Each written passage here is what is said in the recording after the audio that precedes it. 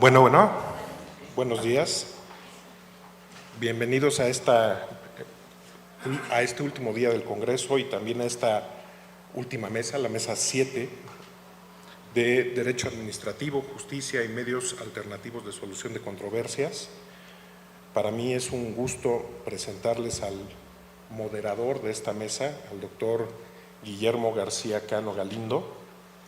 El doctor Guillermo García Cano es egresado de la Escuela Libre de Derecho, cuenta con varios estudios de posgrado, una maestría en Derecho Corporativo, una maestría en Derecho, doctorado en Derecho y estudios de postdoctorado en Derecho.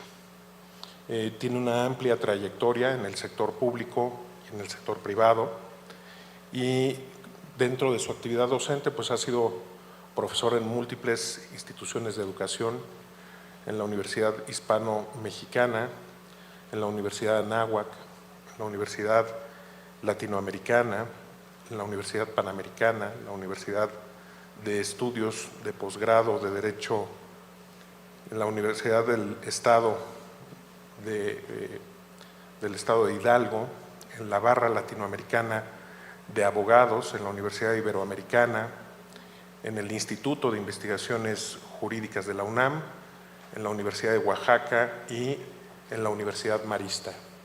Tiene una amplia trayectoria también académica. Démosle la bienvenida al doctor.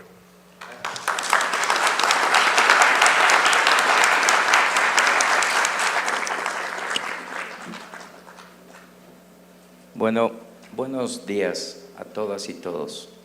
Agradecemos su presencia para llevar a cabo este congreso en materia de Derecho Administrativo Global e iniciaremos con este tema, ¿no?, relacionado con Derecho Administrativo Global, Justicia y Medios Alternativos de Solución de Conflictos. En este sentido, me toca presentar a la doctora Sonia Venegas Álvarez. Muchas gracias, doctora. Ella es directora de la Facultad de Derecho de la UNAM, tiene estudios de maestría y especialidad en Derecho Fiscal por la misma universidad, así como estudios técnicos en Comercio Exterior y el grado de especialidad por la SEP. Dentro de la Facultad de Derecho se ha desempeñado como directora del Seminario de Derecho Administrativo, también ocupó el cargo de secretaria académica y secretaria general. Posee una antigüedad académica de 38 años, impartiendo materias como Derecho Fiscal 1 y 2 y Procesos y Procedimientos Fiscales. En la División de Estudios de Posgrado de la misma facultad, imparte la asignatura de Teoría General de las Contribuciones. En varias dependencias universitarias ha participado como asesora de más de 90 tesis, de las cuales 5 son de doctorado, 14 de maestría, 5 de especialidad y 72 de licenciatura. Es autora única de 10 obras y ha coordinado 6 colectivas, además de haber recibido distintas distinciones como el reconocimiento Sor Juana Inés de la Cruz, la medalla Ignacio L. Vallarta al mérito universitario, la Cátedra Extraordinaria Félix Pichardo Estrada y la Legión de Honor Nacional de México. Le damos una cordial bienvenida a la doctora Sonia Venegas Álvarez. Muchas gracias, doctora.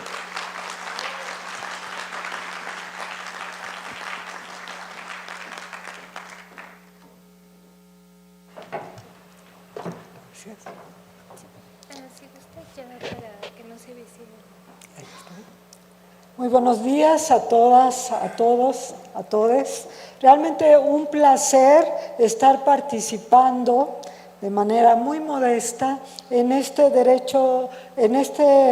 Congreso de Derecho Administrativo Global, Justicia y Medios Alternativos de Solución de Conflictos. En varios sentidos. Primero, aplaudir la iniciativa del Poder Judicial del Estado de México y de destinar los recursos materiales, humanos también, y el tiempo para el análisis de estos temas que hay que impulsar, o diríamos hay que reimpulsar. También me da mucho gusto estar participando en esta mesa con el doctor José Antonio Lozano Díez, presidente de la Junta de Gobierno de la Universidad Panamericana y del IPADE, el doctor Omar García Luna, y el magistrado Sergio Valls Esponda, director general del Centro Estatal de Mediación, Conciliación y Justicia Restaurativa. Con esto último quiero decir que el magistrado nos lleva ventaja en esta mesa.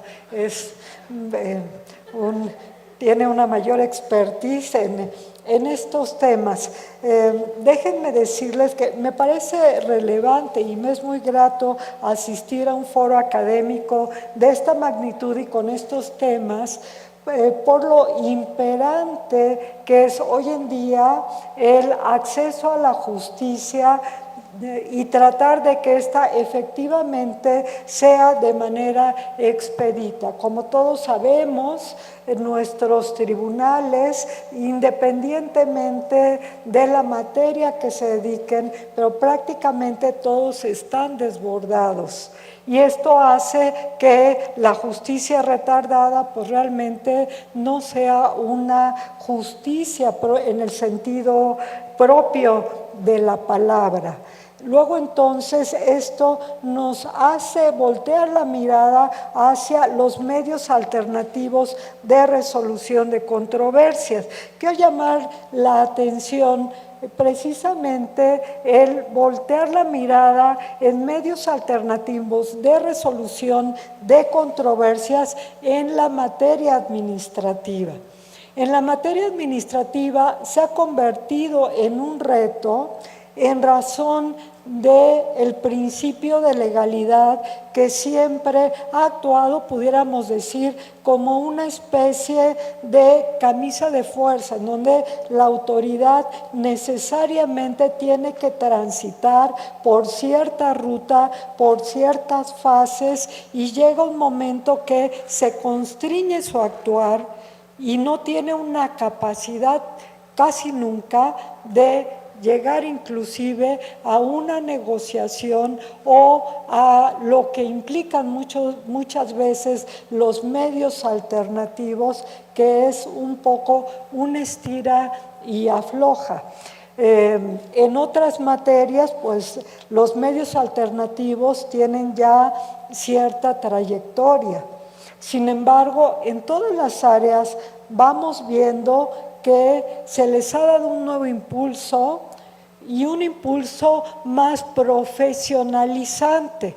Hace un momento comentábamos en la mesa, ciertamente que si miramos hacia atrás en materia administrativa, por ejemplo, tuvimos y hemos tenido, seguimos teniendo a la Procuraduría Federal del Consumidor, que nació un poco con esa intención de un medio alterno de resolución de controversias, aunque realmente, pues, aunque se les llamaban conciliadores, pero realmente no han tenido esa profesionalización. Me parece que el tratar de profesionalizar estos medios alternativos de resolución de controversias y quienes van a participar en ello desde la mediación, la conciliación y no se diga aún más el arbitraje, los hace todavía o les va a dotar de mayor eficacia. Me parece que lo estamos tomando en serio este impulso a la administración de la justicia, inclusive en áreas que parecían dentro de lo administrativo todavía más restringido, como puede ser en la materia fiscal. La materia fiscal, hace algunos años que se implementaron los acuerdos conclusivos, ya como una primera forma de oralidad, pero también como un medio más expedito y un medio alterno a la resolución de controversias. A nivel local, de una manera bastante similar, en la Ciudad de México se implementó, le llamaron la mediación, pero en realidad es la misma figura que traen los acuerdos conclusivos. Sin embargo, yo diría que con un error, a mí me parece un error, porque al final quien se encargue de la resolución de la controversia o cuando menos de la conducción del medio alterno, desde mi muy particular punto de vista, tiene que ser un tercero. Tiene que ser además alguien calificado y experto en la materia, pero sobre todo debe de tener esta imparcialidad bastante similar a lo que tienen los órganos formales de administración de justicia. En cambio, la mediación en materia fiscal en la Ciudad de México, pues la lleva a cabo la misma Procuraduría Fiscal. Entonces, por eso es que no ha resultado realmente tan eficiente. Sin embargo, quiero aplaudir este impulso que se le da hoy en día porque, en efecto, en la materia administrativa vemos que cada vez más tenemos la presencia de cuando menos la conciliación en temas, por ejemplo, de contratación, en temas de resolución de responsabilidades, pensando en la Comisión Nacional de Arbitraje Médico, por citar alguno. Desde luego hay temas que todavía pues tienen alguna dificultad, o por la propia naturaleza no es conveniente la aplicación de medios alternativos de resolución de controversias. Creo que no es propiamente la materia administrativa, pero, por ejemplo, en materias de violencia de género, aquí no deben de caber los medios alternativos de resolución de controversias, pero no es el foro que nos ocupa hoy en día. Es interesante también, viendo la temática de las diferentes mesas y pensando en el derecho administrativo global, también dentro del esquema de la globalización del derecho administrativo, y seguramente quienes se han ocupado de este tema en mesas precedentes han hecho referencia a ciertos, llamémosle organismos, que a veces no son ni siquiera representantes propiamente de los gobiernos, sino que inclusive, o de los estados, muchas veces son organizaciones mundiales o bien internacionales, representantes de particulares, y que sin embargo tienen a cuestas llevar a cabo la regulación de determinadas materias. Pudiéramos pensar en la IATA, por ejemplo, una organización internacional de transporte, en donde no necesariamente sus integrantes son representantes de gobierno, sino de las diferentes empresas de transporte internacional.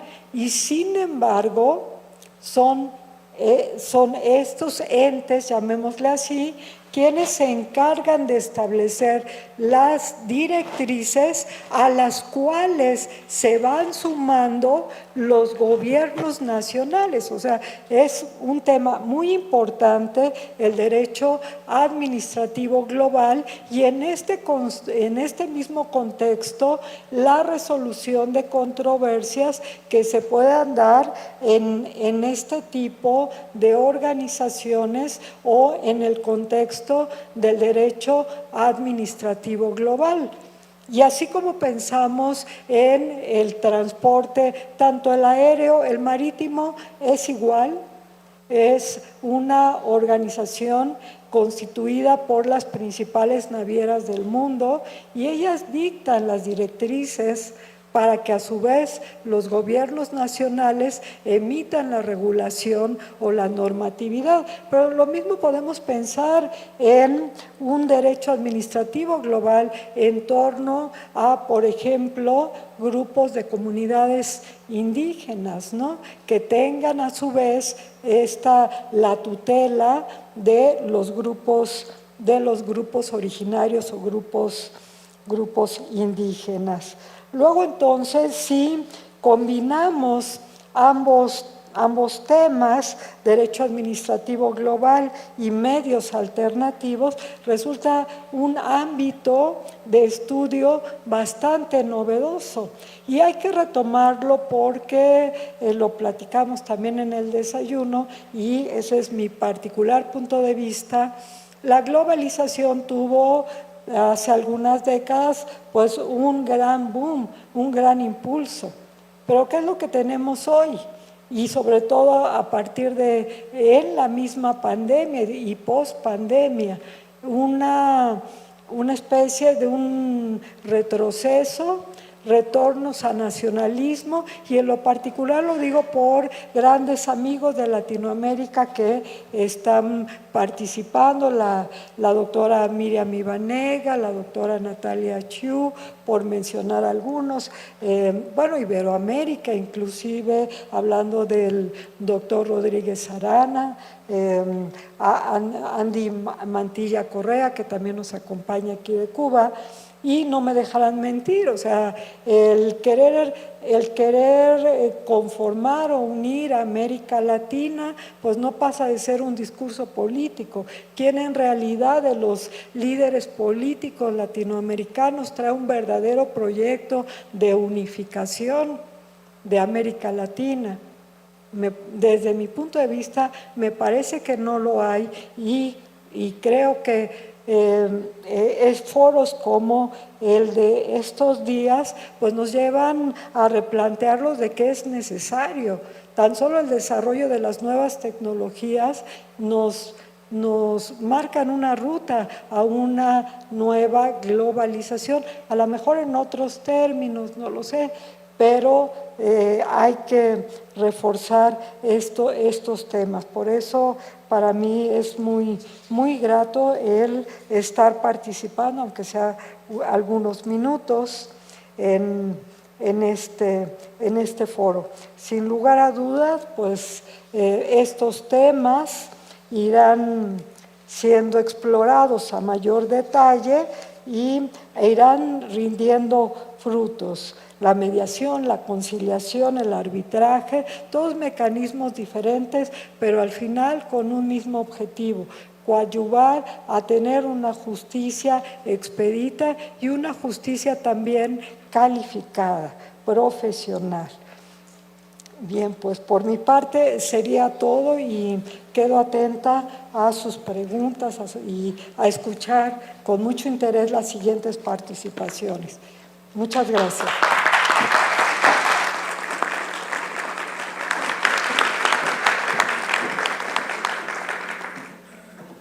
Le damos las gracias a la doctora Sonia Venegas Álvarez y pues aspectos relevantes a destacar, como dice la doctora, pues bueno, habrá que buscar la interrelación del derecho administrativo global y los medios alternativos de solución de controversias. Y sobre todo uno de los puntos importantes a destacar es la profesionalización, en donde en materia administrativa se han dado algunos intentos por llevar a cabo estos medios alternativos. Sin embargo, hace falta el tinte de profesionalización, ¿correcto? Bueno, siguiendo con el programa, vamos a dar un fuerte aplauso, la bienvenida al doctor José Antonio Lozano Díez. Él es doctor en Derecho por la Universidad de Navarra, cuenta con diversos cursos de posgrado en distintas universidades extranjeras. En su trayectoria profesional se destaca como director de la Facultad de Derecho de la Universidad Panamericana y miembro del Consejo de Rectoría de la misma universidad y el IPADE. Como docente, ha impartido clases de Derecho Público en la licenciatura y maestría en la Universidad Panamericana. Su labor académica se extiende a la enseñanza de la metodología de la investigación en programas de doctorado y maestría en Derecho, tanto en la Universidad Panamericana como en la Universidad de Salamanca, España. Además, ha compartido sus conocimientos como profesor invitado en la Universidad Northwestern, Chicago, Estados Unidos, y en la Maestría de Gobierno y Políticas Públicas de la Universidad Panamericana, en colaboración con la Maxwell School de Nueva York. Le damos la bienvenida, estimado doctor. Gracias.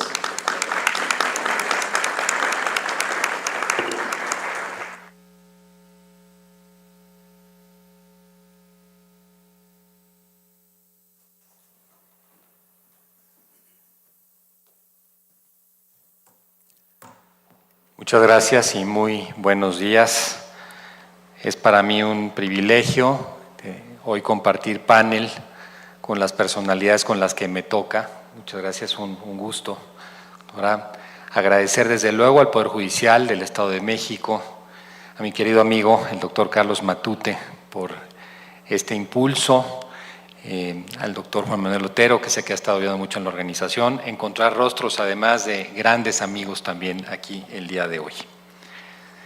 Bueno, pues la presentación que me toca o que intentaré hacer con ustedes el día de hoy es un intento de reflexión y de hacer conciencia del momento por el que estamos atravesando en el derecho administrativo, del momento que estamos pasando como humanidad, del momento que pasa la cultura, la política, la organización pública.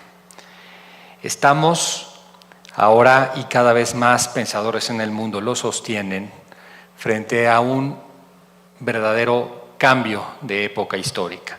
No se trata de una época de muchos cambios, que desde luego que los ha habido, cambios profundos en nuestra manera de ser, en nuestra manera de ver las cosas, en nuestra manera de percibir, de organizarnos socialmente, sino que es tan profundo que es este cambio de época.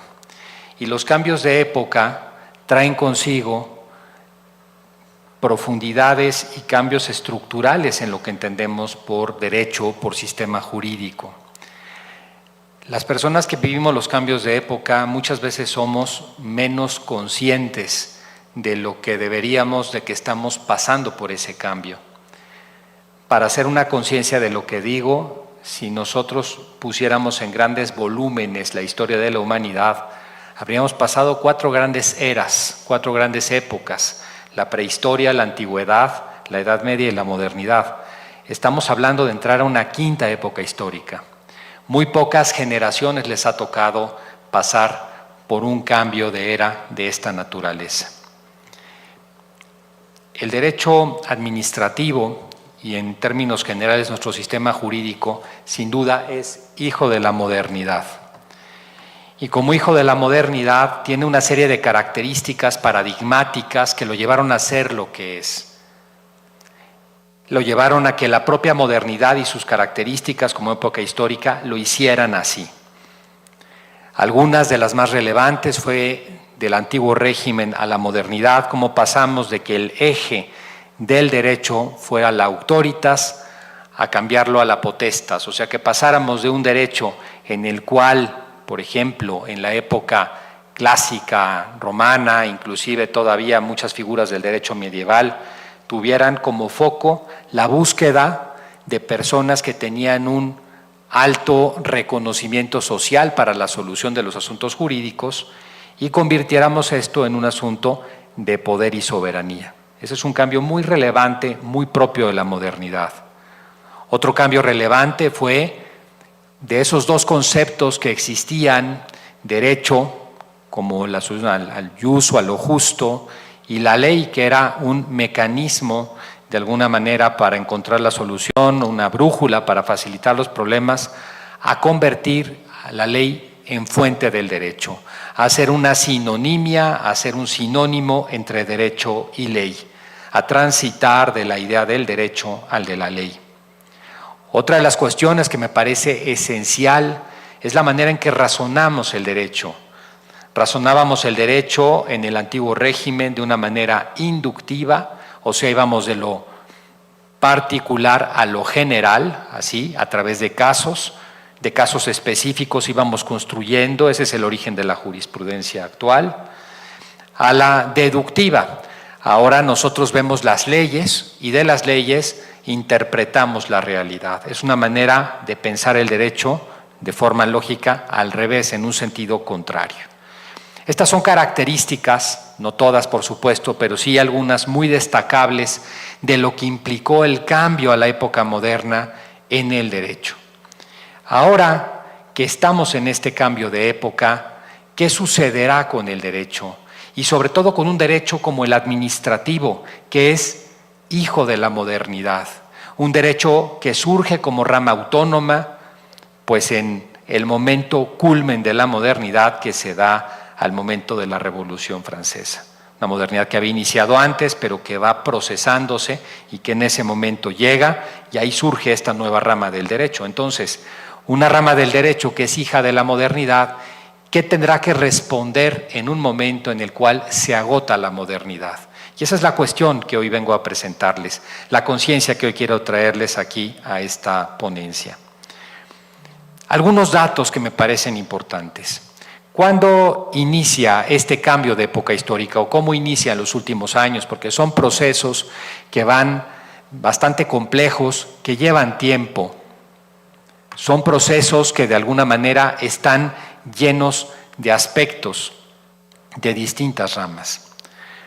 Pues esto inicia de manera muy clara a finales de la década de 1980. En esa década, muchos recordarán, el año de 1989 fue un año bastante paradigmático en la historia contemporánea. Ese año caía la cortina de hierro, caía el muro de Berlín, y ese mismo año empezábamos a pensar en un mundo globalizado, un mundo en el cual las ideologías quedaban en el pasado, un mundo en el cual prácticamente todos los debates quedaban, sobre todo en materia política e ideológica, superados. Nos duró muy poco la idea.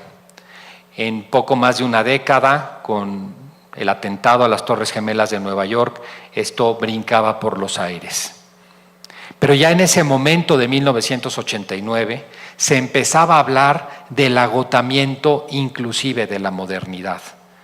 Se hablaba de la posmodernidad, de esta idea que se empezaba a visualizar, todavía no muy clara, sin un nombre propio claro, porque posmoderno quiere decir lo que sigue después de la modernidad, pero no se entendía exactamente a qué se refería. Y en ese mismo momento de optimismo y de desgaste de la modernidad, también empezamos a vivir y a ver que empezábamos a vivir como humanidad un momento totalmente inédito. Esto lo descubrió un centro de pensamiento que está en los Estados Unidos, que se llama RAN, por sus siglas RAN, está en Santa Mónica, California, y empezaron a hablar de que esta generación nuestra era la generación del momento VUCA, en inglés traducido al castellano el momento VICA, una generación que vive en un altísimo grado de volatilidad, o sea que los cambios que tenemos son a tal velocidad que no acabamos de digerirlos cuando ya estamos en lo siguiente. Imagínense eso para un derecho regulatorio que tiene que ir haciendo leyes cuando las cosas cambian a esta velocidad. Un mundo también de incertidumbres, es la I de VICA, un mundo en el cual es muy difícil prever lo que va a suceder. No les digo ya los siguientes 5 años, lo que va a pasar los siguientes meses. No tenemos ya posibilidades. Cada vez los pronósticos son más inexactos en todo el mundo. Un momento de gran complejidad, porque es un mundo cada vez más difícil de comprender. Y uso aquí la palabra comprender con H intermedia. Y ese es otro gran reto para el derecho administrativo.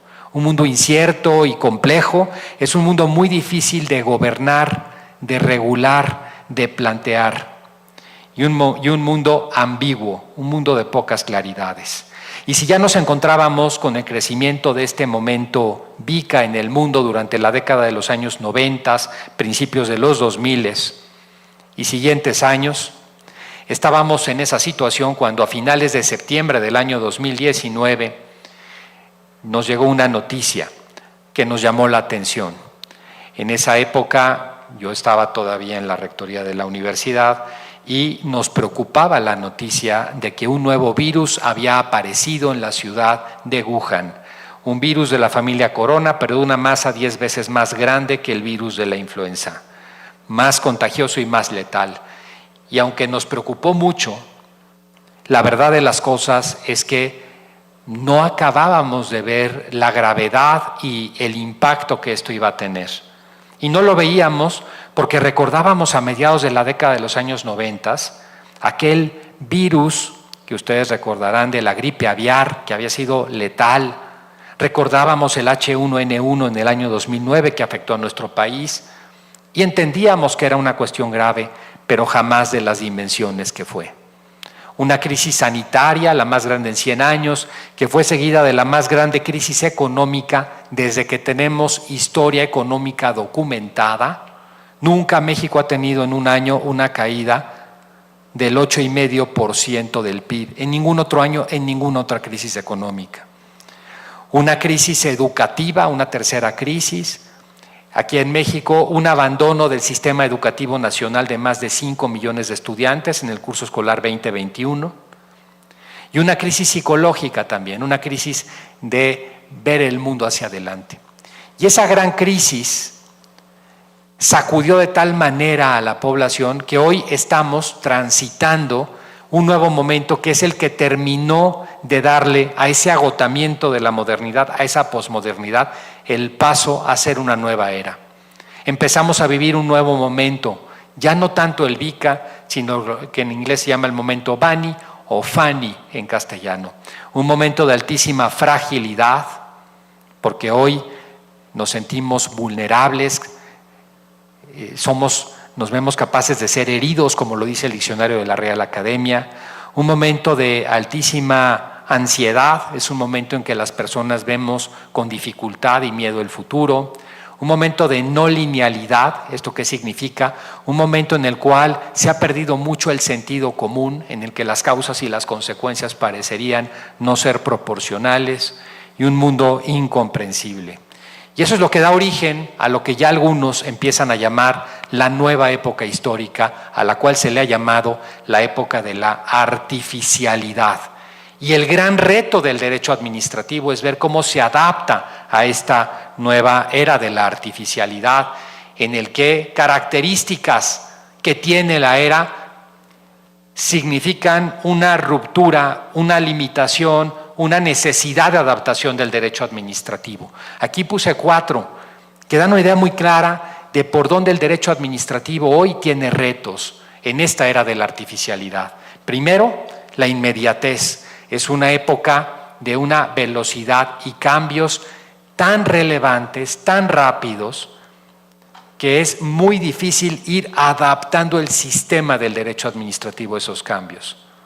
Hace unas semanas hablaba yo con los directores jurídicos de algunas empresas de tecnología, el caso de Google en México y el caso de Facebook. Abogados que me decían, es que hoy no tenemos resuelto en las instituciones jurídicas muchos de los problemas digitales, desde las monedas digitales como el Bitcoin hasta muchas relaciones obligacionales entre las personas que no se adaptan a nuestra regulación actual. Qué gran reto para el derecho administrativo. Por supuesto, la inteligencia artificial, una inteligencia que lo que está haciendo en su desarrollo es empezar a plantearnos una nueva realidad bajo parámetros que se resuelven a sí mismos. Una nueva realidad en la cual muchas de las soluciones jurídicas ya no van a requerir de una persona que las esté pensando, que en los próximos 10 años va a cambiar completamente el panorama laboral. ¿Cómo se regula la inteligencia artificial? La han tenido que apagar ya 4 veces porque se está autosumando y lo ha pedido el Congreso de los Estados Unidos. Es un reto enorme que ya tenemos enfrente en el derecho administrativo. Los nuevos paradigmas que estamos viviendo, paradigmas que tienen que ver con la personalidad jurídica, paradigmas que tienen que ver con el sentido de lo que entendemos por democracia, de lo que entendemos por derechos humanos. Es un gran reto también este cambio paradigmático, pero sobre todo también, hay que decirlo, cada vez más en los países del mundo, las finanzas públicas, el dinero con el que cuenta el Estado para cumplir sus funciones, es menos porcentualmente que el tamaño de las economías. Eso pasa en todo el mundo. Aquí en México, por ejemplo, hace no muchos años, más del 90% de las exportaciones de este país eran petroleras y estaban de alguna manera pegadas a las finanzas públicas. Hoy no llegan al 4%. Hace no muchos años, en este país, el tamaño que tenían las finanzas públicas con relación al PIB era de más del 70%. Hoy no llega al 15 o al 16%.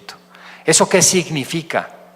Que cada vez nos empezamos a dar más cuenta de que lo público tiene que ser redefinido en esta nueva era de la artificialidad. Lo público ya no es solamente lo estatal. Lo público va a tener que empezar a impactar con lo ciudadano, con el espacio público en los términos que hablaba Hannah Arendt. Lo público como superior a lo estrictamente del gobierno. El gobierno es una parte de lo público y el derecho administrativo se tiene que adaptar a ya no ser solamente un derecho gubernamental, sino convertirse en un verdadero derecho de carácter público. Es otro de los grandes retos. De una manera resumida, aquí puse como esos 3 de los grandes retos que me parece que en esta era de la artificialidad tiene el derecho administrativo. Esta nueva visión de lo público, entender esa adaptación, esa nueva misión, esa nueva redefinición del derecho administrativo, que tarde o temprano va a llegar y está llegando. Veamos cómo hoy en muchos foros, en muchos aspectos, por ejemplo, en lo que es la inversión pública en muchos países, tenemos las alianzas pública-privadas. En México tenemos una ley de APPs, por poner un ejemplo, porque lo público está siendo muy superior por necesidad de financiamiento y por visión a simplemente lo que el Estado puede hacer y ayudar. Un paso de la regulación que siempre va atrás en la inmediatez, que siempre vamos a llegar tarde en las discusiones públicas, a lo que ya está ocurriendo en la realidad, a la adaptación, un nuevo modo de llegar, si me lo permiten, y allí puede ayudar mucho la inteligencia artificial, a adaptar los cambios regulatorios al momento, en tiempo real, porque cada vez más vamos a ir alejados de la realidad. Y un derecho administrativo que pase de ser simplemente un derecho que ordena, regula, que esa ha sido su gran misión, a volverse un derecho de carácter estratégico, a empezar a marcar el rumbo del futuro de la sociedad y del mundo. Miren, en la Roma antigua, sobre todo en la época del Senado, en la República más clásica, en el derecho más perfecto romano, una cosa que era clara es que los juristas planteaban no solamente soluciones de orden jurídico, sino que conllevaba ese orden jurídico el orden social, o sea, el proyecto, lo que hoy llamaríamos proyecto de nación, el proyecto estratégico. Luego nos convertimos con la modernidad en un derecho que ordenaba lo que otros definían como proyecto de nación. Ahora tenemos que volver otra vez a poner en ese papel al derecho administrativo, que pase de una simple ordenación a convertirse en un centro de estrategia. Retos importantes, sin duda, los que hoy tenemos, retos que sacuden los mismos cimientos del derecho administrativo, retos en los cuales la visión moderna del derecho administrativo se encuentra muy limitada y retos para los cuales hoy tenemos que pensar en nuevas herramientas para esta rama tan importante de la profesión como es el derecho administrativo. Muchas gracias.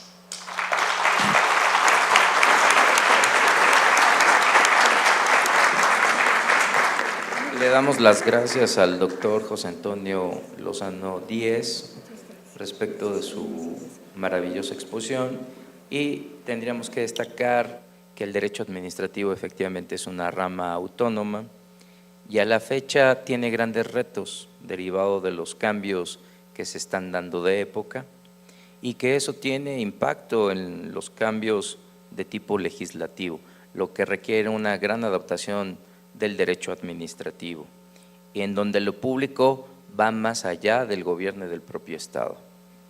El derecho administrativo, como dijo el doctor, debe ser un derecho estratégico. Muchísimas gracias, doctor. Continuando, vamos a dar la bienvenida al doctor Omar García Luna. Él es profesor investigador en el Instituto Mexicano de Estudios Estratégicos en Seguridad y Defensa Nacionales, es doctor en Filosofía por la Universidad Veracruzana, es maestro en Ciencias Sociales y licenciado en Derecho. Cuenta con una trayectoria docente de más de 20 años en distintas universidades públicas y privadas, entre las que destacan la Universidad Veracruzana, la Universidad de Quintana Roo y la Universidad de Anáhuac. Sus líneas de investigación principales son la teoría jurídica contemporánea, el pragmatismo de John Dewey y las relaciones civiles militares. Le damos un fuerte aplauso al doctor Omar García Luna. Gracias, doctor.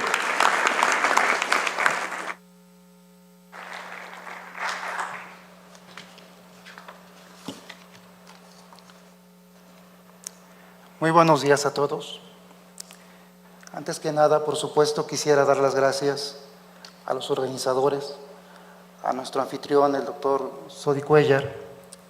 En particular, en lo personal, quiero dar las gracias al doctor Carlos Matute por la atenta invitación que me hizo a participar en este tan importante foro, en el cual, debo decir, he aprendido mucho.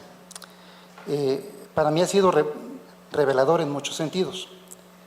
En primer lugar, me vine a enterar a estas alturas de mi vida que hay algo como el derecho administrativo global. Para tranquilidad mía, me di cuenta que no fui el único que se está enterando de esta situación. Y todavía otra revelación: entre los especialistas del derecho administrativo no existe consenso en que podamos hablar todavía de algo como el derecho administrativo global. Y sin embargo, bueno, se han dicho cosas muy interesantes. Insisto, yo he aprendido mucho. Se nos ha hecho notar que vivimos en una época globalizada, con todo lo que eso pueda significar en cuestión de relaciones sociales, económicas, políticas, y que vivimos en una época de transformación, como nos lo ha hecho notar el brillante panelista que me antecedió. Se nos ha hecho notar que esta transformación del derecho, que para empezar, bueno, pues se pone en duda incluso si cabe el epíteto derecho, incluso se pone en duda si cabe el epíteto administrativo, y se pone en duda si es que cabe el epíteto de global cuando nos referimos al conjunto de prácticas jurídicas a las que se ha hecho alusión en estos 3 días. Pero estas prácticas trastocan lo que entendemos por Estado, trastocan lo que entendemos por público y, por supuesto, trastocan lo que entendemos por derecho. Una de las profesoras más connotadas en la materia de Derecho Administrativo Global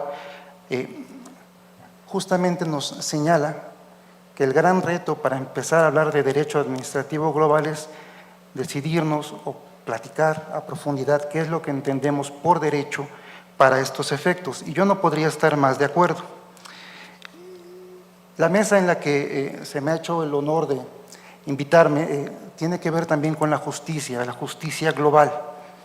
Y en ese sentido quisiera yo comenzar señalando que cuando hablamos de justicia global pudiéramos entenderlo en 2 sentidos.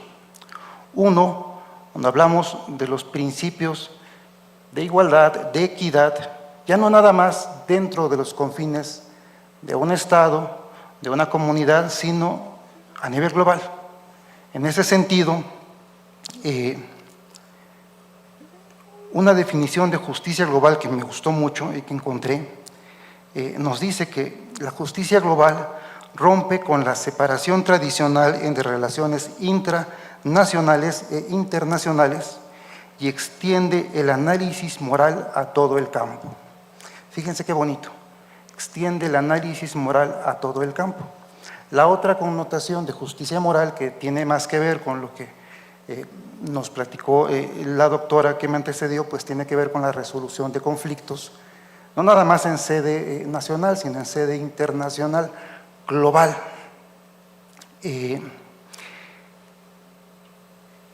Me parece que lo que voy a comentar a continuación, pues de algún modo tiene que ver con ambas cosas.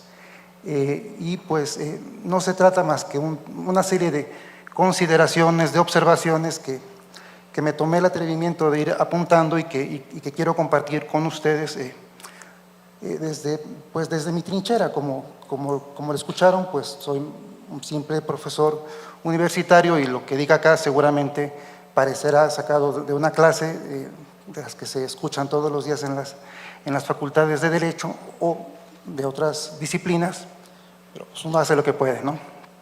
En ese sentido quisiera trabajar como hipótesis de trabajo que esta serie de acontecimientos a los que nos referimos cuando hablamos de derecho administrativo global y que para efectos de esta ponencia doy como ciertos, o sea, no nos ponemos de acuerdo en qué son, pero los doy como ciertos, a final de cuentas eso es indiscutible. Se han creado instituciones, organismos internacionales que funcionan a través de mecanismos regulatorios que ya no se corresponden con los modelos de derecho nacional, que son de existencia indiscutible, y a esos me quiero referir. En ese sentido quisiera proponer como hipótesis que estas instituciones no funcionan a través del modelo clásico de reglas bajo el cual pensamos funcionaron los sistemas de derecho nacional, sino que funcionan a través del modelo de reglas y principios como modelos explicativos de lo que es el derecho, que en su momento ya se propusieron hace más de 40 años y que desde mi punto de vista representaron un cambio de paradigma que ha contribuido a transformar nuestros sistemas jurídicos, aunque todavía no acabamos de transitar en ese cambio de paradigma. Me parece que seguimos todavía en ese tránsito. Y al mismo tiempo, quisiera pensar que los tomamos como prueba o como evidencia de que esas teorías jurídicas fueron acertadas. Esas nuevas prácticas también creo nos exigen repensar esas teorías y proponer modos de afinarlas para que sirvan precisamente para lo que se propusieron, que es describir, pero también prescribir nuevas formas de pensamiento jurídico. En ese sentido, bueno, pues es de todos conocido que, perdón por la generalización, ¿no? Pero son, digamos, teorías más o menos de uso, digamos, popular entre quienes estudian Derecho. Me quiero referir en este momento a las propuestas teóricas de los profesores Ronald Dworkin y Robert Alexy. Como ustedes saben, Ronald Dworkin propuso por ahí de los años 70 una teoría que iba en contra del positivismo jurídico y nos decía, los sistemas jurídicos contemporáneos no funcionan o no son sistemas de reglas nada más, es decir, de enunciados jurídicos contenidos en una norma, los cuales, digamos, tenían que ser cumplidos o no, sino que también ya empiezan a ser cada vez más representativos los enunciados jurídicos tipo principio, es decir, normas que no se cumplen sí o no, sino que se pueden o no cumplir, se pueden cumplir en un cierto grado y que batallamos para incluso decidir si existen o no esos principios. Siguiendo esta dinámica surgieron otras teorías de la interpretación jurídica. La más conocida en nuestro medio me parece que es la de Robert Alexy. Quizás por una cuestión cultural, nuestro sistema jurídico, nuestra doctrina jurídica abreva más de los sistemas europeos que de los sistemas norteamericanos. Sin embargo, bueno, quisiera referirme sobre todo a las tesis que en su momento propusiera Ronald Dworkin. Ronald Dworkin básicamente lo que nos dijo es que a través de los principios el sistema jurídico se abre a la moral. Y no nos propuso, como Robert Alexy, un método esquemático, digamos, razonable para poder aplicar estos principios. Nos propuso un método, digamos, intuitivo, en donde un juez ideal sería capaz de crear sistemas completos morales para poder solucionar y encontrar en los casos difíciles aquellos principios que nos dijeran cómo resolver un caso concreto cuando los sistemas de reglas no nos ofrecieran la respuesta. Algo que en unas palabras muy bonitas nos acaba de expresar el doctor recientemente que me antecedió en la palabra. Es decir, parece ser que los sistemas jurídicos contemporáneos, los sistemas normativos, no nos ofrecen todas las respuestas, pero hay que buscarlas. Y bueno, en ese sentido, tanto la teoría de Dworkin como la de Robert Alexy han sido ampliamente discutidas y han sido ampliamente criticadas. Y sobre ese punto quisiera yo hacer un poquito de énfasis. A final de cuentas, las teorías son para discutirlas. Y en el ámbito iberoamericano se han hecho importantes y serias críticas. Por ejemplo, se les ha señalado que aquellas normas que decimos son principios, en realidad también pueden comportarse como reglas, con lo cual, dicen quienes sostienen esta postura, se desdibuja la distinción.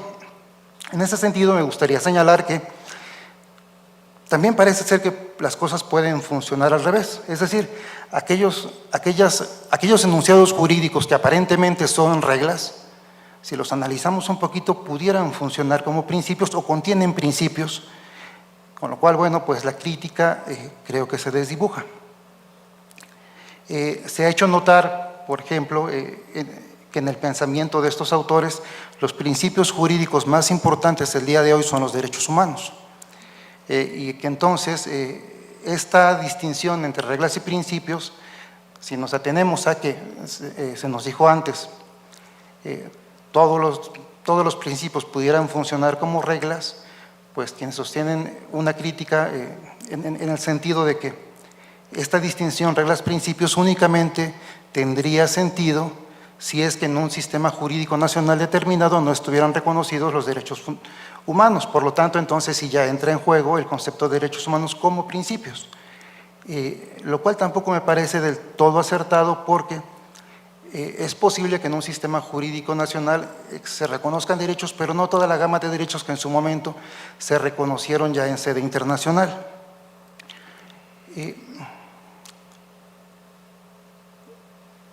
Y finalmente, bueno, se ha hecho una crítica también, creo, un tanto trasnochada en el sentido de que tanto las teorías de Ronald Dworkin como de Robert Alexy no estaban pensando tanto en lo que estamos viviendo hoy día en los sistemas jurídicos internacionales de derechos humanos como en los sistemas jurídicos nacionales. Ese es, digamos, un punto común con otros pensadores como como Luigi Ferrajoli en su momento, que expresamente en sus obras señalan están pensando en los sistemas jurídicos nacionales, no tanto en los internacionales, quizás porque en el momento en que ellos escribieron, chequemos 60, 70, 80 del siglo pasado, todavía no parecían tan consolidados los sistemas jurídicos internacionales. Sin embargo, bueno, la crítica que yo quisiera plantear en este momento y que creo que es fundamental para los temas que hemos tratado, es que tanto en Dworkin como en Alexy trabajan a partir de un concepto de moral que me parece se encuentra rebasado y que deberíamos reconsiderar si es que aspiramos a que no solo el derecho administrativo o el derecho administrativo global, sino el derecho en general sea capaz de enfrentar y superar los retos de los cuales nos ha hablado el doctor que me precedió. En ese sentido, bueno, pues la exploración está abierta y yo en su caso en este momento solo vengo a plantearles una de las posibilidades que creo y pues me parece plausible y es quizás porque la conozco o medio la conozco, ¿no? En ese sentido, el tema, o me parece la pregunta principal es cuestionarnos qué son los principios jurídicos o en general qué son los principios. Y cuando contestamos la pregunta nos damos cuenta que cuando hablamos de principios, pues estamos hablando de las relaciones entre el derecho y la moral. ¿Y qué entendemos por moral? Quizás es la pregunta crucial, ¿qué entendemos por moral? Tradicionalmente en los estudios jurídicos tenemos dos respuestas, el positivismo y el naturalismo. En el naturalismo nos montamos sobre una visión de la moral objetivista. ¿Qué quiere decir esto? Pensamos en valores objetivos estáticos, es decir, como la justicia, como la igualdad, la equidad. Son los valores, digamos, que de repente llamamos con más ahínco y con más frecuencia en nuestros discursos, en todos los niveles de la práctica jurídica. Y pensamos que estos valores existen y que los podemos alcanzar. Desde el positivismo se nos enseñó, pues estos valores no tienen ningún sentido. Y claramente ninguna de estas dos posturas nos ofrecen una salida para el momento en el que estamos. En ese sentido creo que recurrir a posturas filosóficas como el pragmatismo norteamericano nos ofrecen una vía, una tercera vía, que hoy están de moda, para entender qué es la moral y cómo se relaciona con el derecho. Desde esta postura, desde el pragmatismo norteamericano, la moral no es un conjunto de valores prefijados con un nombre que no es más que una etiqueta. Los valores, los principios, los vivimos en nuestra actuación día con día, no nada más en el ámbito jurídico, por supuesto, sino en nuestra vida cotidiana. No se puede establecer desde el pragmatismo norteamericano una jerarquía predeterminada de valores, la tenemos que encontrar con la práctica. Bueno, yo sé que el tiempo ya lo tengo encima, pero esta postura que les platico, esta perspectiva, me parece que describe las prácticas que realizamos todos los días los operadores del derecho. No nada más en sede jurisdiccional, sino en cualquier otra sede en donde tengamos que explicar y decidir qué es el derecho. En ese sentido se rompe totalmente la idea del derecho como orden normativo y entramos a un derecho como un producto social en construcción.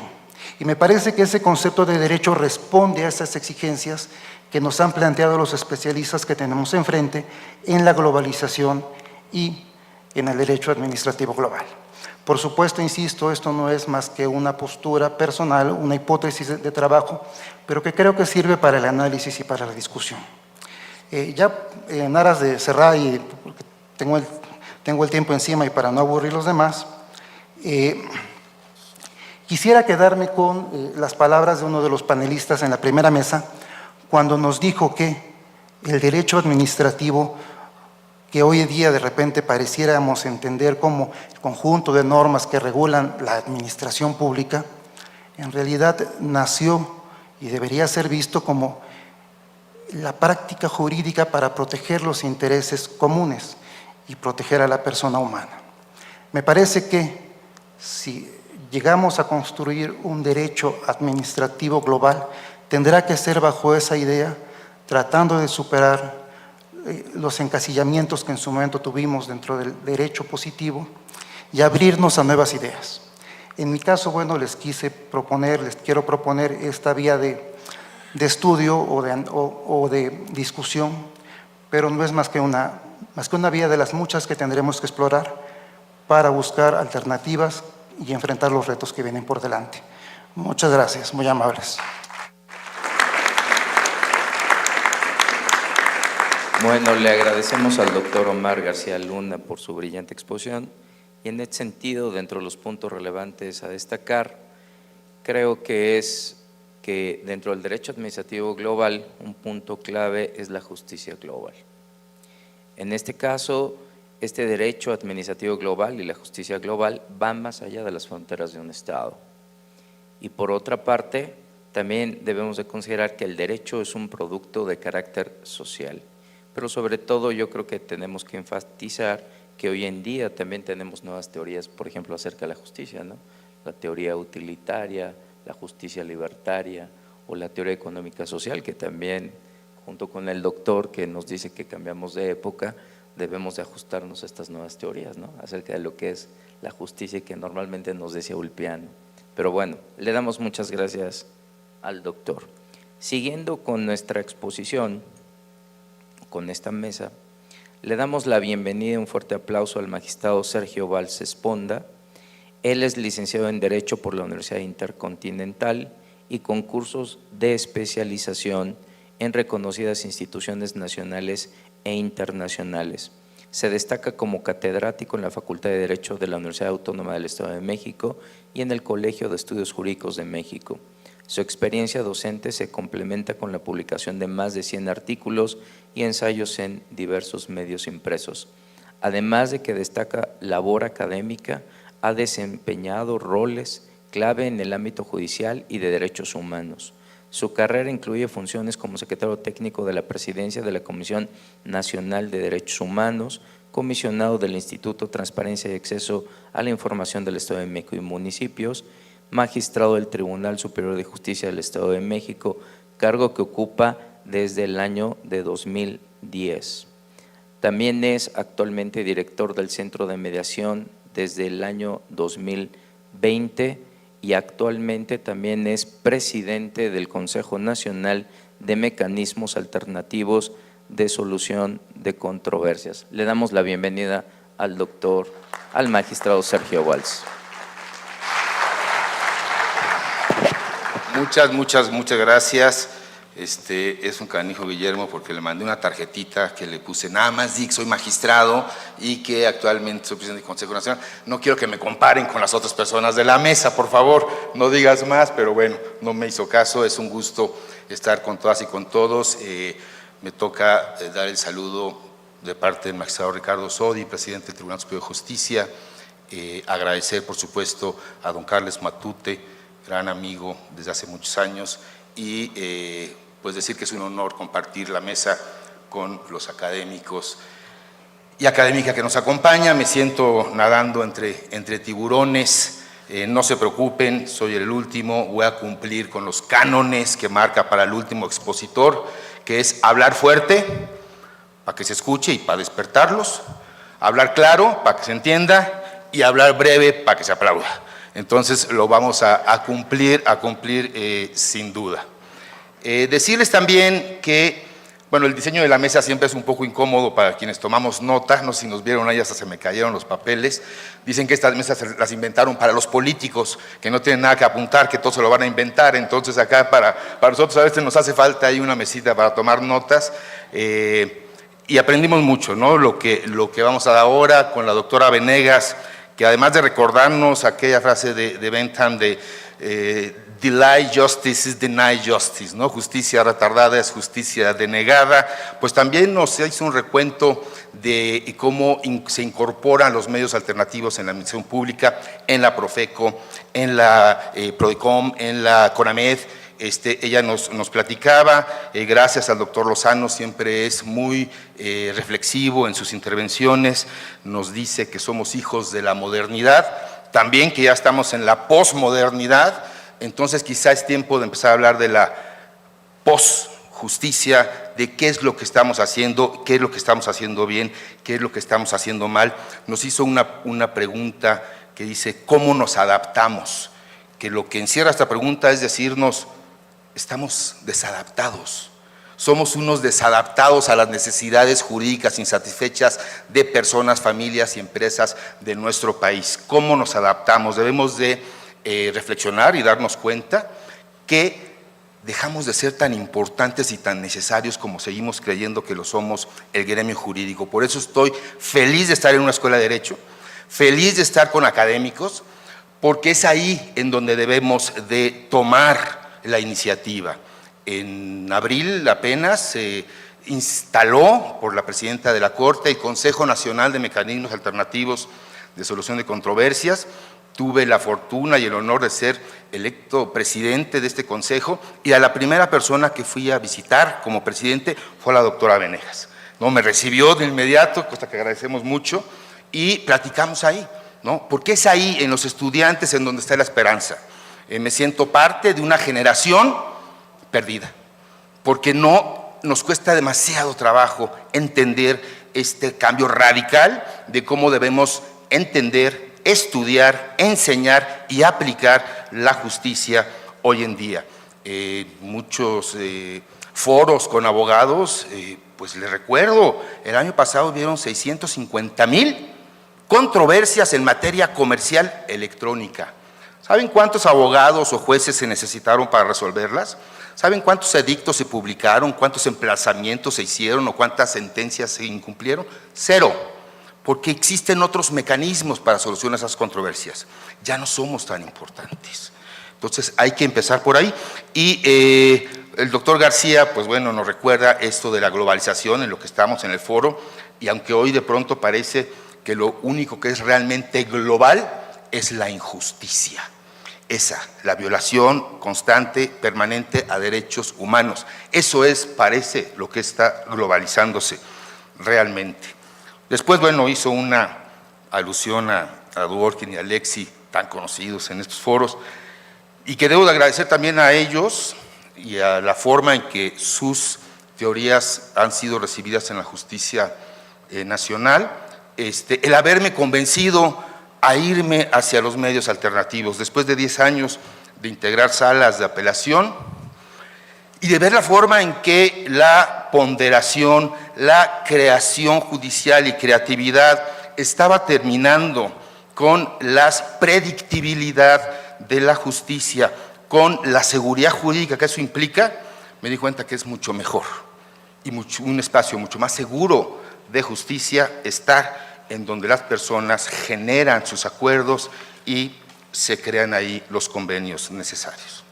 Vamos a hablar brevemente de la ley general. Hay una nueva ley general, de medios alternativos, publicada muy recientemente, el 26 de enero de este año, entró en vigor al día siguiente. Tenemos un año para armonizar las legislaciones locales. Recuerden, es una ley general.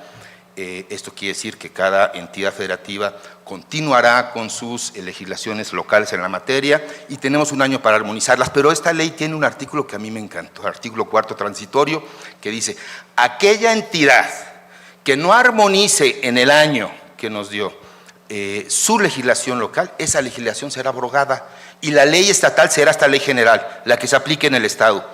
Atrevido, pero bueno, yo creo que es una buena noticia, entre otras particularidades de esta ley, que es un gran triunfo el haber logrado su publicación, después de una larguísima omisión legislativa. Esto proviene de una reforma constitucional del 2017 que dio 180 días para crear esta ley. Pasaron 2.546 días para tener la ley y en mucho ayudó un amparo, ¿no?, que obligó a que el Senado emitiera la ley y que afortunadamente hoy ya la tenemos entre nosotros. Esta ley, que tiene esta larga data, ¿no?, tiene varios antecedentes además de este. El primer antecedente es la incorporación constitucional en el artículo 17, 2008, recordaremos en el marco de la reforma penal, de una frase fabulosa. Inicia diciendo: las leyes preverán mecanismos alternativos de solución de controversias. Punto. Ahí está en la Constitución. No dice las leyes penales, las leyes civiles, no, las leyes preverán. Y creo que hay omisiones legislativas en todas las materias, porque la Constitución lo dice desde 2008. Después del punto dice: en materia penal asegurarán la reparación del daño, bla, bla, bla. Pero eso está ahí clarísimo desde hace demasiados años. Después, en 2017, hay otra incorporación a ese mismo artículo, párrafo 5º, en el que señala: las autoridades privilegiarán la solución de la controversia ante cuestiones procedimentales. Digo, más claro ni el agua. Las autoridades, no dice qué autoridades, las autoridades privilegiarán la solución de la controversia ante cuestiones procedimentales. Creo que también está clarísimo. Claro, los jueces decíamos, bueno, pero no nos dice cómo. Danos las herramientas, instrumentaliza el precepto para que lo podamos entonces lograr. Y es entonces cuando, después de estas reformas que fueron origen de, se recordarán, de los diálogos por la justicia cotidiana, que se tocó la materia administrativa, la materia civil, la materia familiar, todas las materias no penales, y bueno, las conclusiones de esos diálogos, algunos lo recordarán, las conclusiones fueron durísimas para todos, ¿no? Fue a un abril de 2016, o sea, ya hace 8 años, que se dijo en esas conclusiones frente a los ministros de la Corte, a los presidentes de los tribunales superiores, a la Universidad Nacional. Bueno, estábamos todos ahí y que se dijo, la justicia en este país tiene 4 características. La justicia es compleja, no se entiende. La justicia es lenta, se retarda. La justicia es cara, le cuesta mucho a las personas acceder. Y la justicia es discriminatoria. Esas fueron las conclusiones de los diálogos por la justicia cotidiana.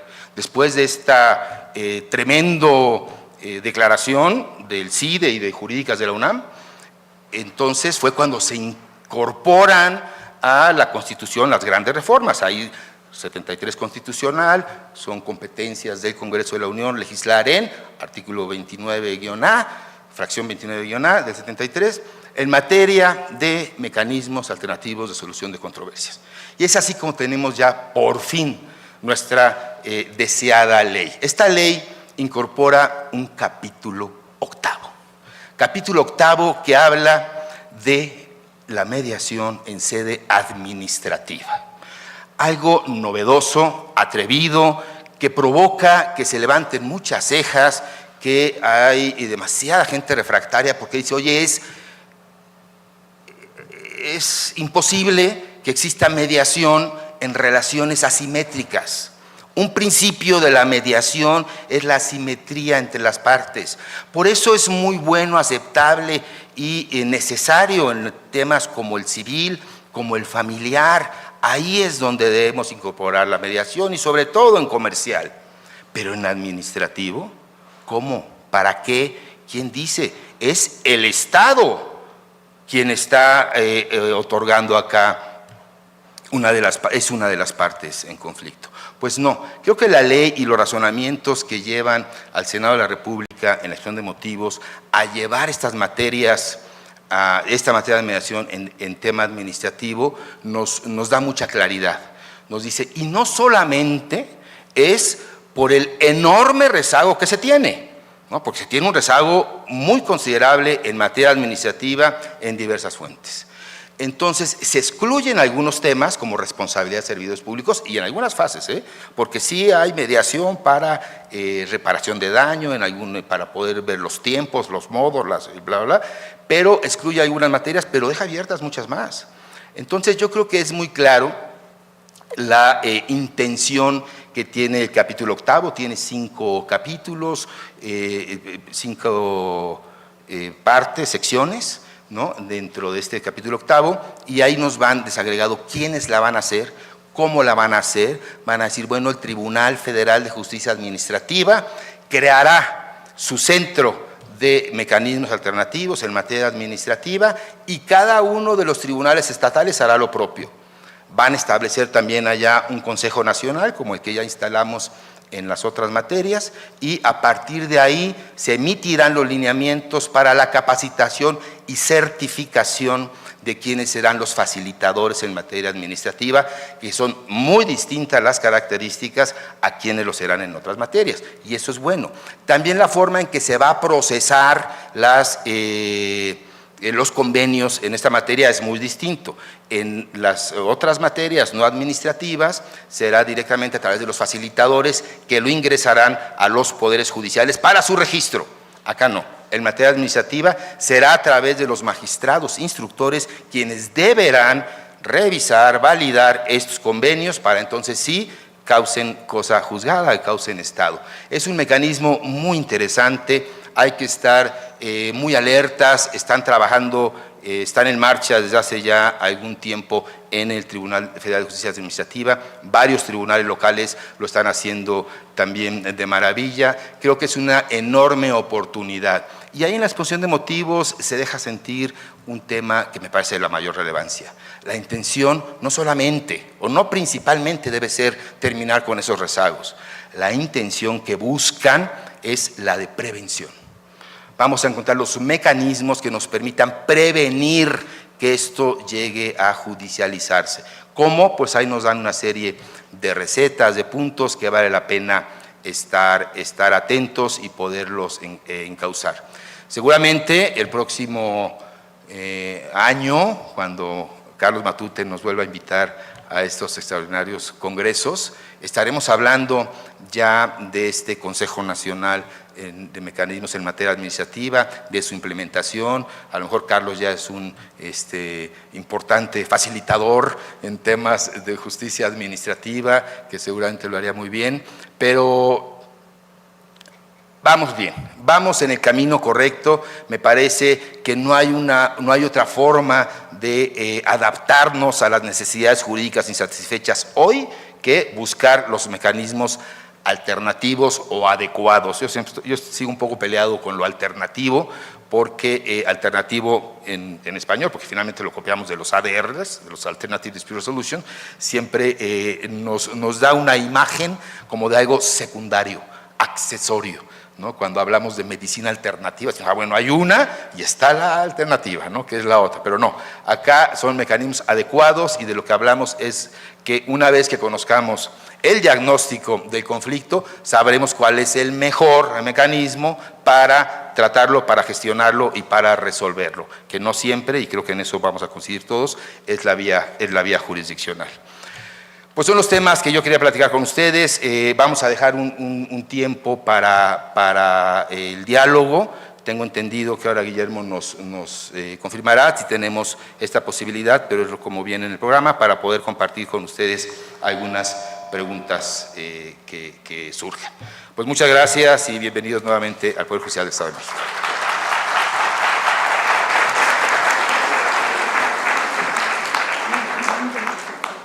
Bueno, le damos las gracias al magistrado Sergio Valls Esponda, y en este sentido, pues bueno, también dentro de los aspectos a destacar es esta nueva ley general, ¿no?, de mecanismos alternativos de solución de controversias, que ya se venía esperando, y que, como decía el magistrado, pues establece el ejercicio de facultades concurrentes entre la Federación y los estados, ¿no?, y una parte relevante en cuanto a los transitorios, ¿no?, que es precisamente que si no hacen las adecuaciones, aplicar a la ley general, ¿no? Y también una de las innovaciones importantes, ¿no?, el tema administrativo en estos medios alternativos de solución de controversias. Muchas gracias, estimado magistrado. Gracias.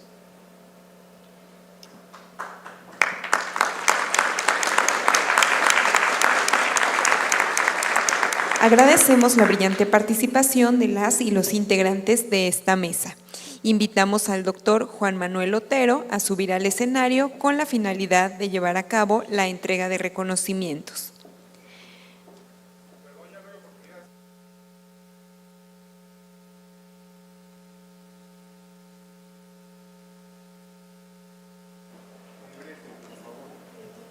Adelante, le cedemos el uso de la palabra, por favor.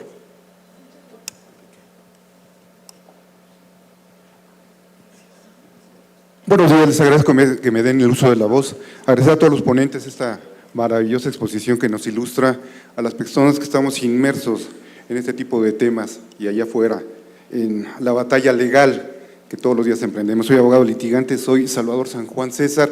Me llama la atención el tema del día de hoy, de los mecanismos alternos, que tomó la doctora y el doctor, que fue el último expositor, y esta ley que nos ilustra en que es una ley general obligatoria a nivel nacional, que tiene que ver con el derecho administrativo. Y la pregunta concreta es, yo que estoy inmerso en el derecho agrario, que tiene que ver con la protección de la tierra, derechos de grupos indígenas, de comuneros, de ejidatarios, de personas que están sujetas al régimen individual como campesinos y pequeños propietarios. Lamentablemente vemos que en los tribunales agrarios este tipo de mecanismos alternos no se da, sí nos establece la propia ley agraria, que los tribunales agrarios tienen que someter a consideración de las partes algún medio conciliatorio, ya sea por convenio, por arbitraje o por la vía de la mediación. Lamentablemente los tribunales agrarios no están capacitados ni tienen, como se nombró aquí, como la Profeco, como la Procuraduría Fiscal. En la Procuraduría Agraria en este caso no tiene las facultades ni la especialidad para someter a las partes a una conciliación que resuelva los mecanismos alternos, y es muy, muy lamentable que esos mecanismos no se den. Se proponen 1 o 2 o 3 veces por audiencia, y cuando se llega a una conciliación, una mediación a través de un convenio, lamentablemente los tribunales agrarios no aprueban esos convenios. Considero que los tribunales agrarios están sometidos, sí, al derecho social, pero también al derecho administrativo. Tan es así que los tribunales colegiados en materia administrativa son los que resuelven las resoluciones que llegaran a tomar los tribunales agrarios o el Tribunal Superior Agrario. Entonces nosotros como abogados tenemos que ir cuando no nos aprueban un convenio, porque son demasiado rigoristas los tribunales agrarios y creo que no están atendiendo a esta reforma que nos está hablando el doctor para impulsar mecanismos alternos que resuelvan los conflictos agrarios dentro de los tribunales competentes, que son los tribunales agrarios. Muchos de ellos tienen que ver con la violación de los derechos, como les decía yo, de las tierras, sobre todo en las vías de comunicación, que el gobierno impera, y en este sexenio hubo el tren interurbano México-Toluca, el tren Maya, que afectaron núcleos agrarios y que hasta la fecha hay controversias y nunca se aplicaron esos mecanismos alternos para solucionarlos. La pregunta concreta es para la doctora Venegas, que nos pudiera decir cuál sería la posibilidad para que estos órganos de impartición de justicia, que son los agrarios, pudieran atender a lo que ya nos explicó el doctor, a esos mecanismos que son sumamente importantes. Yo lo he dicho en los tribunales agrarios, ustedes nos conminan a un convenio, la mayoría de las materias se está resolviendo familiar, penal, administrativa. La agraria vamos rezagados, tenemos una ley de 1991 que data de más de 25 años y no hay reformas estructurales para mejorar la justicia agraria y precisamente para implementar mecanismos o medios alternativos para solucionar esos conflictos. Para nosotros, como yo en lo personal, como abogado en materia agraria, y que tiene que ver con el derecho administrativo, me es preocupante y sí quisiera saber su opinión para que se establecieran esos medios en esos tribunales. Muchas gracias por su atención. Sí, muchas gracias por la pregunta, pero sobre todo por la reflexión. Me parece que los tribunales agrarios, al ser administrativos, debieran seguir a no largo plazo, más bien a corto plazo, el mismo modelo que se está señalando en esta nueva ley general para los tribunales de justicia administrativa.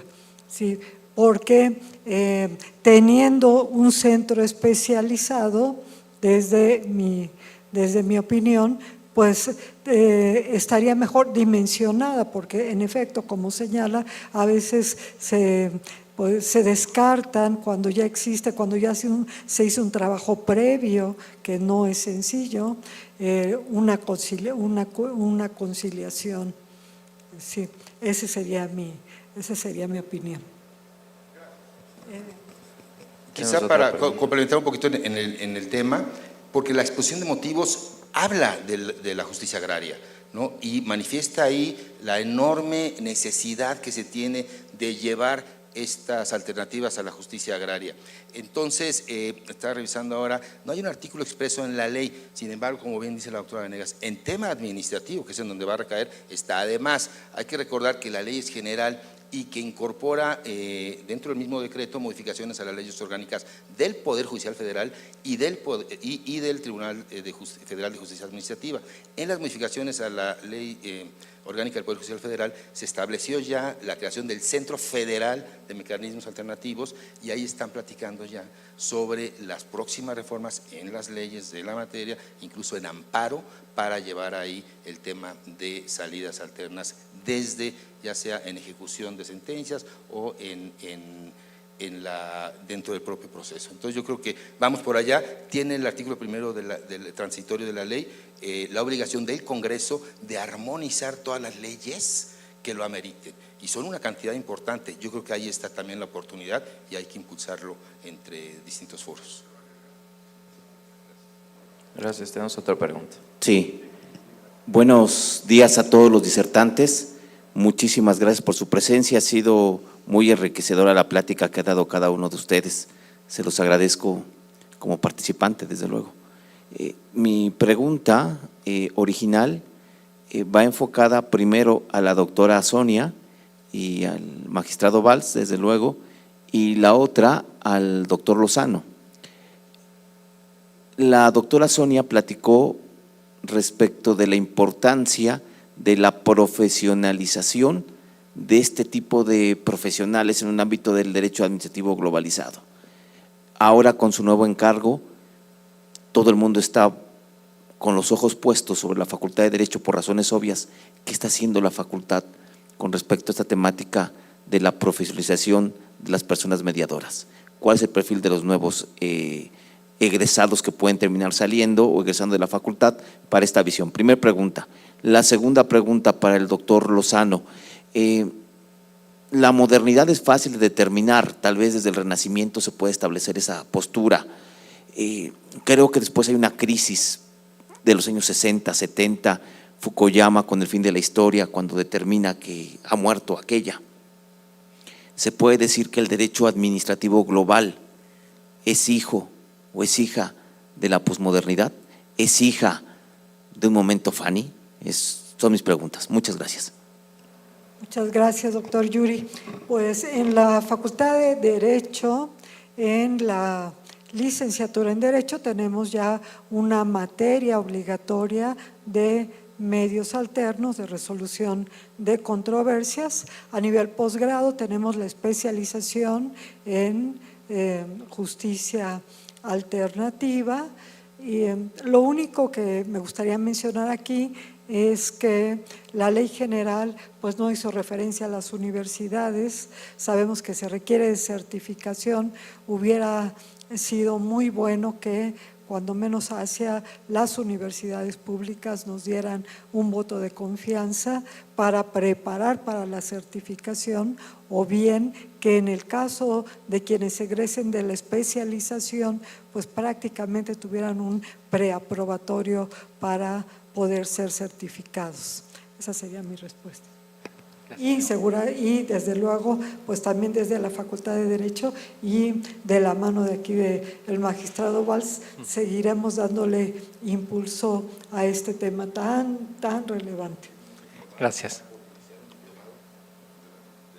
Sí, también hay un diplomado, en efecto, lo olvidaba, de parte de la División de Educación Continua, un diplomado próximo a iniciarse, ya en septiembre, si no mal recuerdo. Gracias, muy interesante la pregunta. Doctor, yo le diría desde mi opinión personal, sí, la respuesta es, si algo dio en la modernidad origen al derecho administrativo fue el Estado-Nación. La globalización, que parecería ser un movimiento en sentido opuesto, da origen a este derecho administrativo global, que efectivamente va muy de la mano de la posmodernidad. Pero habría que añadir ahora un tercer momento, que es el que ahora estamos viviendo, que es el momento de la regionalización. Mucha de la globalización ha venido perdiéndose por las disputas que existen entre algunas regiones del mundo. El mundo se está dividiendo en tres grandes regiones: la guerra comercial entre los Estados Unidos y China, todo lo que está significando para países como el nuestro la regionalización, lo que ahora se llama el nearshoring, por ejemplo. Es un movimiento que va más allá simplemente de una postura de orden económico, sino que realmente estamos viendo un mundo que está volviendo a cerrar fronteras, se está replanteando el orden mundial.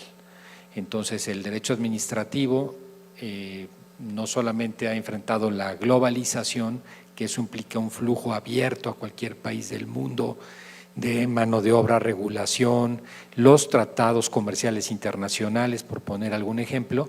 Ahora lo que tenemos es la regionalización, que va a ser la protección regulatoria de regiones del mundo, la de América del Norte, la de la cuenca asiática, la Unión Europea, por mencionar las principales. Gracias a todos. Muchas gracias. ¿Alguna otra pregunta? Por favor.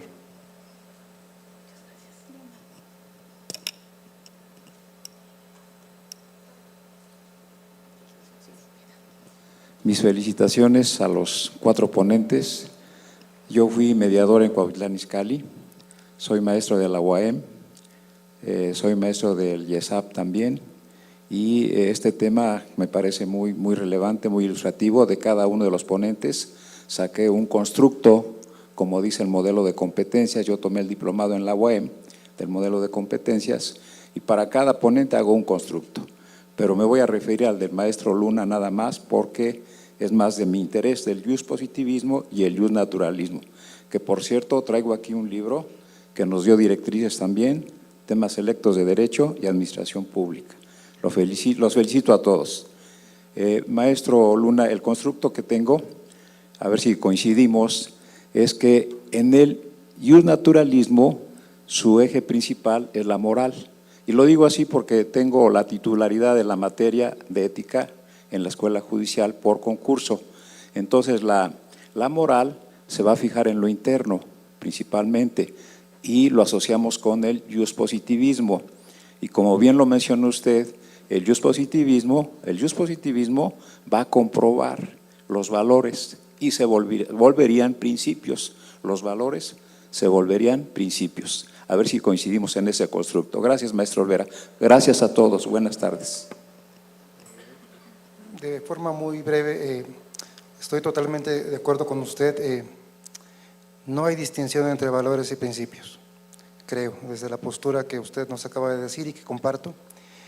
Y cuando vemos las cosas así, superamos tanto el naturalismo como el positivismo. Como postura teórica y filosófica y creo que los graves problemas que tenemos que empezar a discutirlos desde esa base. Si no lo logramos discutir desde esa base, va a ser complicado que construyamos. Y concuerdo con usted, maestro. Valores son principios. Y al revés. Muchísimas gracias y por obviedad del tiempo damos por concluida esta mesa, agradeciendo a nuestros ponentes y al público que hoy no agradecemos su presencia. Muchísimas gracias.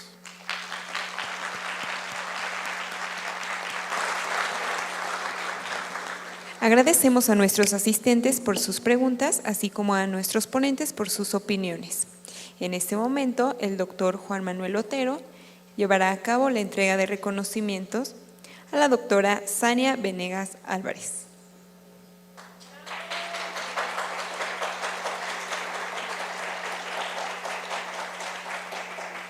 Recibe un reconocimiento también el doctor José Antonio Lozano Díez.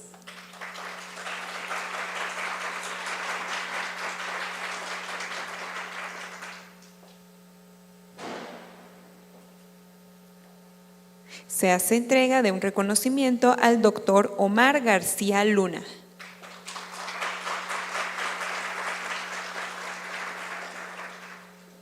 Asimismo, al magistrado Sergio Valls Esponda.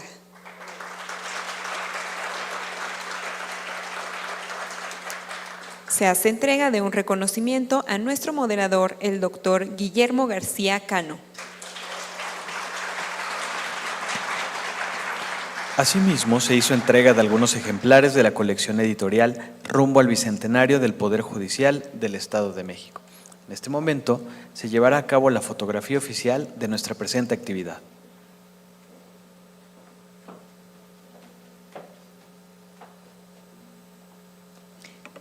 Agradecemos a nuestros ponentes con un fuerte aplauso.